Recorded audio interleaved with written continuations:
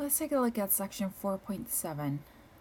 The exponential function is given as y equals a times b to the x minus h plus k. Okay, recall that there are two main types that you would see for exponential functions. One is exponential growth with a horizontal asymptote, and one is exponential decay, also with a horizontal asymptote. Now you could have vertical stretches or shrinks, right? Vertical stretches when this number is greater than 1 because you're making the y value that many times bigger. Vertical shrink would be when your a value is between 0 and 1, right? Because you're shrinking the y coordinates. H, horizontal shift left and right. K is vertical shift up and down. If your a value here is negative, you would have a vertical reflection or a reflection over the x-axis. If you have a negative in front of the x right here, then you would have a horizontal reflection or a reflection over the y-axis. Now, we didn't really talk about that, so don't worry about horizontal reflections. Okay, so given the exponential function, let's talk about the horizontal asymptote. Well, horizontal asymptote is normally at y equals 0, right? But if you move it up and down, it's going to change, right? So horizontal asymptote is y equals k. The domain for an exponential function will always be all real numbers, right? Doesn't matter if it's exponential growth, decay, or a reflection of those, right? The domain is always all real numbers. How about for the range, right? Your range, your y values will always be above your horizontal asymptote location, so it's above your k, right? So y is greater than k, or your y value is less than k if your a value is less than 0. So if you have a negative a value, that means you have a reflection over the x-axis. So your points would lie below your horizontal asymptote. So y is less than k if you have a vertical reflection, y is greater than k otherwise. All right, let's take a look at the logarithmic function now. Again, a is going to be a vertical stretch or shrink factor. And if a is negative, it's a vertical reflection. B is the base, h is left and right shift, k is up and down shift. Recall that exponential functions and logarithmic functions are inverses of each other. So for example, if I have an exponential growth, y equals 2 to the x, the inverse graph would be, the inverse function would be log base 2 of x, right? 2 to the x, log base 2 of x, they're inverses of each other. So if I see this blue graph right here, that is y equals 2 to the x, or f of x equals 2 to the x. Can you imagine what the log base 2 of x would look like? So here is log base 2 of x. Notice it has a vertical asymptote, unlike the exponential graph, which had a horizontal asymptote. Let's consider the graph when we have an exponential decay. So if my base is between 0 and 1, I have an exponential decay. It would be decreasing. Again, I have this horizontal asymptote here. The inverse of that, f inverse of x, is log base 1/2 of x. Again, the bases stay the same. So what would this graph look like? Notice right here, this red graph is log base 1/2 of x because inverse graphs are symmetrical over the diagonal y equals x. So they're symmetrical over the diagonal y equals x right here.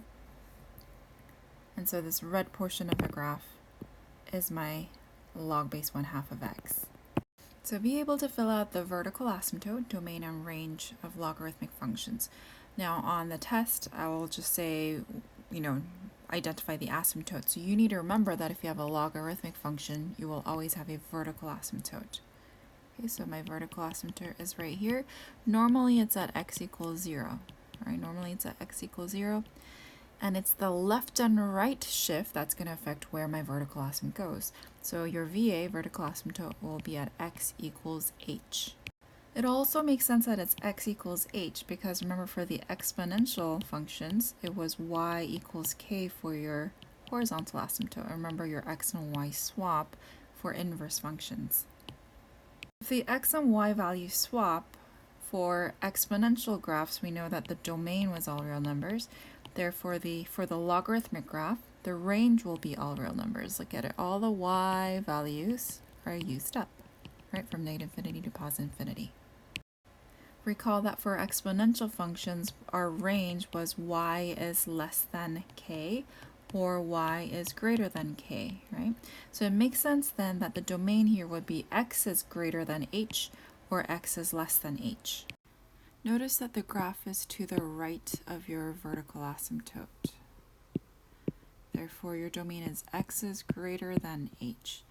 Even if I had a negative a value, like a negative out in front, which would make it a vertical reflection, notice that my points would still be to the right of my asymptote, so it would still be x is greater than h. So it would be x is less than h only if you have a horizontal reflection. And we didn't deal with this, so I wouldn't expect you to be able to do this on the test. But horizontal reflection happens when you have a negative out in front of the x. So if I had log base b of negative x, that's the only time you would have an x is less than h. Again, you don't have to worry about this part for the test. Here's an example problem. Y equals log base 5 of x plus 3 minus 2.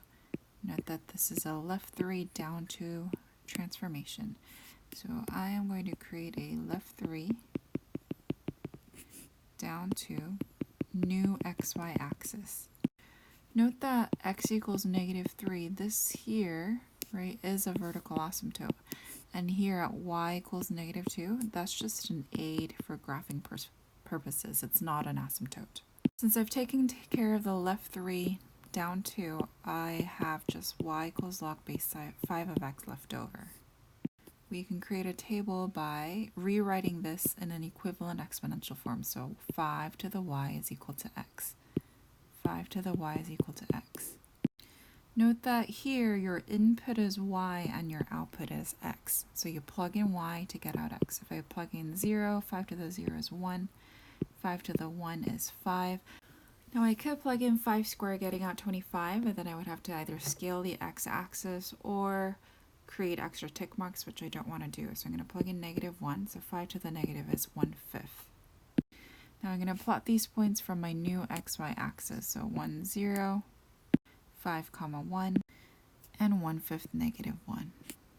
So here's my sketch. Be careful that you don't go past the vertical asymptote. Remember, your graph gets closer and closer to asymptotes, but they don't cross it. Reminder about the special logarithms. Common log of x, that's equivalent to log base 10 of x. The base 10 is implied. ln of x, that's the natural logarithm. That's really log base e of x, but it's used in shorthand notation ln of x. So e, remember, is a number, just like pi is a number. E is a number approximately 2.7. That's all you need to know for now. We'll discuss that in further detail in the future. So e is a number about 2.7. So log base e of x is written as ln of x. Here's an example. If you're given f of x equals ln of x, or natural log of x, how would you find the inverse function? One way to do that is to swap the x and y. So recall that the natural log of y, that's really log base e of y. And you can undo the log by exponentiating both sides by the same base. So these cancel out or undo each other. You get y equals e to the x. F inverse of x equals e to the x. If you were using the shoe on, shoe off method, you would think, well, I'm taking the ln. How do you undo that? You exponentiate, right, by the same base. So you would still get the same answer here. You take e to the x, and that is your f inverse. Here's another example. If you wanted to find f inverse using the shoe on, shoe off method, you would say, okay, I'm adding 1, exponentiating by base e, and then subtracting 3. So adding 1, exponentiating with base e, subtracting 3. So to undo that, I would have to add 3. The inverse operation of exponentiating by base e would be to take the log base e, which is written as the natural log ln of x, or ln of something, and then subtract 1. So f inverse of x would be, you add 3, then you take the natural log of that entire quantity, then you subtract 1. If you're using the swap x and y algebraic method, you would first add 3, and then to undo the exponentiation, because we want to get y by itself, you have to take the log of both sides.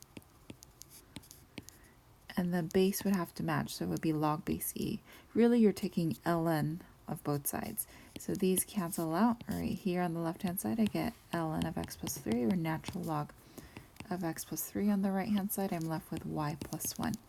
When you subtract 1 from both sides, you get this same answer.